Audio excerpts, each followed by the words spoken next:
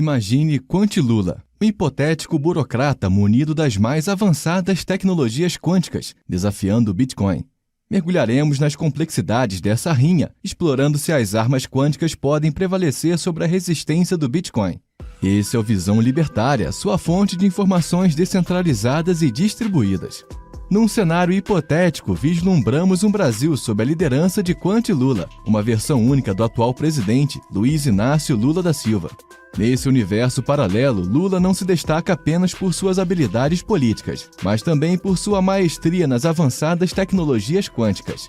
Diferentemente de suas atividades atuais, esse líder governa com uma mentalidade voltada para desafios mais complexos, deixando de lado a disseminação de amor e distribuição de picanha para enfrentar um novo inimigo, o Bitcoin. Quantilula empregará todas as ferramentas ao seu dispor na batalha, infringindo todas as leis possíveis, com exceção das leis da física. Nosso herói Satoshi Nakamoto desenvolveu o Bitcoin, uma moeda digital baseada em blockchain que funciona exatamente como seu homônimo em nossa linha do tempo. Nakamoto pensou em diversas estratégias para proteger o Bitcoin das ações malignas de Quantilula e sua gangue. Essas preocupações incluem uma combinação de prova de trabalho, assinaturas criptográficas robustas e outros mecanismos de segurança, garantindo a resistência da criptomoeda contra tentativas de manipulação e controle por parte de tais agentes maliciosos. No entanto, diferentemente de Quantilula, Nakamoto possui apenas acesso a recursos clássicos, ou seja, governados exclusivamente pelas leis da física clássica.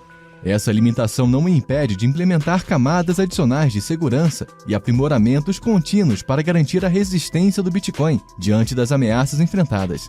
Pelo contrário, Nakamoto confia na solidez dos princípios criptográficos clássicos e na descentralização inerente à tecnologia blockchain para manter a integridade da moeda digital que ele criou. No seu primeiro ataque ao Bitcoin, o cachaceiro quântico tem como alvo minar a confiança na moeda de Nakamoto, comprometendo o protocolo de prova de trabalho, aqui referido como POW, uma abreviação do termo em inglês Proof of Work. Em poucas palavras, esse é o protocolo utilizado para adicionar novos blocos à blockchain. No POW, os mineradores competem para resolver complexos problemas computacionais, chamados quebra-cabeças criptográficos, a fim de adicionar um bloco à blockchain e receber recompensas. No contexto do Bitcoin, o POW envolve encontrar um determinado valor, que quando combinado com o conteúdo de um bloco e passado por uma função de hash criptograficamente segura, produz um resultado que atende a certos critérios. Esses critérios são definidos pela dificuldade da rede, ajustada periodicamente para garantir que, em média, apenas um novo bloco seja adicionado à blockchain a cada 10 minutos.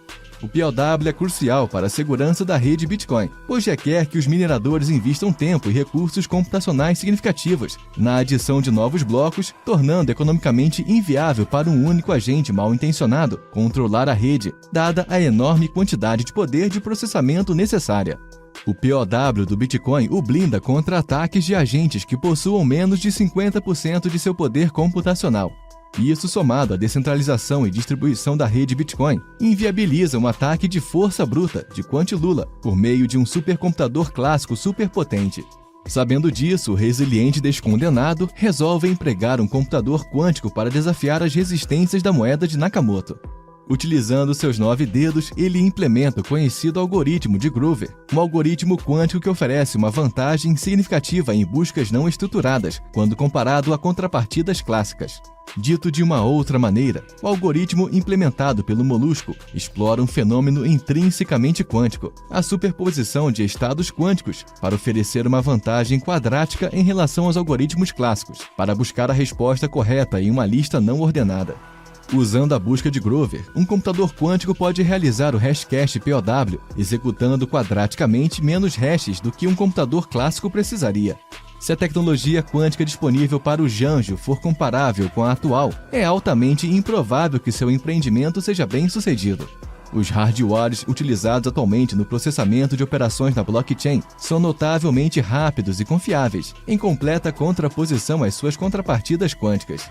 Embora melhorias futuras na tecnologia quântica, permitindo velocidades de porta de até 100 GHz, possam potencialmente acelerar a resolução do POW em até 100 vezes, em comparação com a tecnologia atual, é improvável que tal avanço ocorra nesta década. Neste momento, os dispositivos clássicos podem estar significativamente mais avançados em termos de velocidade, e a tecnologia quântica pode estar tão difundida que nenhum agente quântico individual teria uma vantagem significativa na resolução do problema do POW. Dado o fracasso do seu primeiro ataque, o Dilmo então mira em outro ponto da rede Bitcoin, sua assinatura criptográfica. As assinaturas do Bitcoin são feitas usando o algoritmo de assinatura digital de curva elíptica. Apesar do nome complicado, o princípio de funcionamento por trás dessa abordagem é bastante simples. Na verdade, a segurança desse protocolo se baseia na dificuldade de uma tarefa pré-selecionada, assumindo que o agente malicioso não terá recurso suficiente para resolvê-la.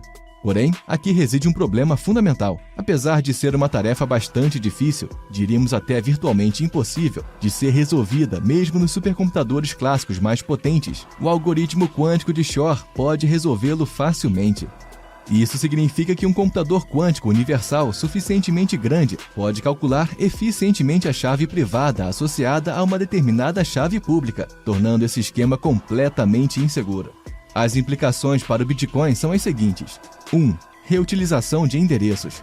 Para gastar bitcoins de um endereço, a chave pública associada a esse endereço deve ser revelada. Uma vez que a chave pública é revelada na presença de um computador quântico, o endereço não é mais seguro e, portanto, nunca deve ser usado novamente. Embora o uso constante de novos endereços já seja a prática sugerida no Bitcoin, na prática isso nem sempre é seguido. Qualquer endereço que tenha bitcoins e cuja chave pública tenha sido revelada é completamente inseguro. 2. Transações processadas. Se uma transação for feita a partir de um endereço que não foi gasto anteriormente, e essa transação for colocada no blockchain com vários blocos seguintes, então essa transação é razoavelmente segura contra ataques quânticos. A chave privada pode ser derivada da chave pública publicada, mas como o endereço já foi gasto, isso teria que ser combinado com uma rejeição de rede para realizar um ataque de gasto duplo. No entanto, tal ataque é improvável, uma vez que a transação tem muitos blocos seguintes. 3. Transações não processadas. Depois que uma transação foi transmitida para a rede, mas antes de ser colocada no blockchain, ela está em risco de um ataque quântico. Se a chave secreta puder ser derivada da chave pública transmitida antes que a transação seja colocada no blockchain, então um agente malicioso poderia usar essa chave secreta para transmitir uma nova transação do mesmo endereço para o seu próprio endereço. Se o Quantilula garantir que essa nova transação seja colocada no blockchain primeiro, ele pode efetivamente roubar todos os bitcoins associados ao endereço original. Esse último representa o risco mais significativo. Um computador quântico operando com pouco menos de 500 mil qubits poderia, teoricamente, quebrar a assinatura do Bitcoin em aproximadamente 30 minutos, tornando os satoshis altamente inseguros, para dizer o mínimo. Com a tecnologia quântica atual, o empreendimento de Quantilula falharia novamente. Atualmente nos encontramos na chamada era NISQ, sigla em inglês para Noise Intermediate Scale Quantum. Essa é uma fase intermediária no desenvolvimento da computação quântica, caracterizada por dispositivos quânticos que têm um número relativamente pequeno de qubits e são suscetíveis a uma grande variedade de erros.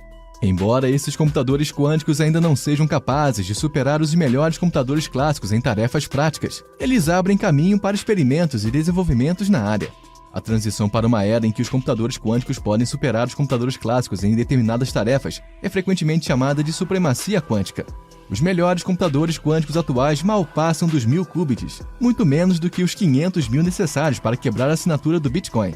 No entanto, o desenvolvimento científico e tecnológico tem a característica de ser exponencial, o que significa que em um futuro não muito distante, Quantilula poderá estar suficientemente poderoso para destruir o Bitcoin.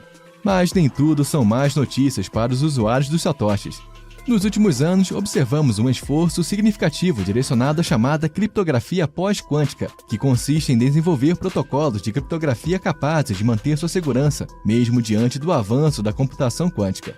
Diante do panorama atual, é um tanto especulativo afirmar quem sairá vitorioso nessa corrida tecnológica. A lição a ser aprendida aqui reflete o conhecido mantra de que o preço da liberdade é a vigilância constante, e no caso do Bitcoin, essa máxima não poderia ser mais apropriada. Obrigado por sua audiência. Esse artigo foi escrito por Ciência e Liberdade, revisado e narrado por Paulo Wesley. Escreva artigos você também. Acesse visãolibertaria.com.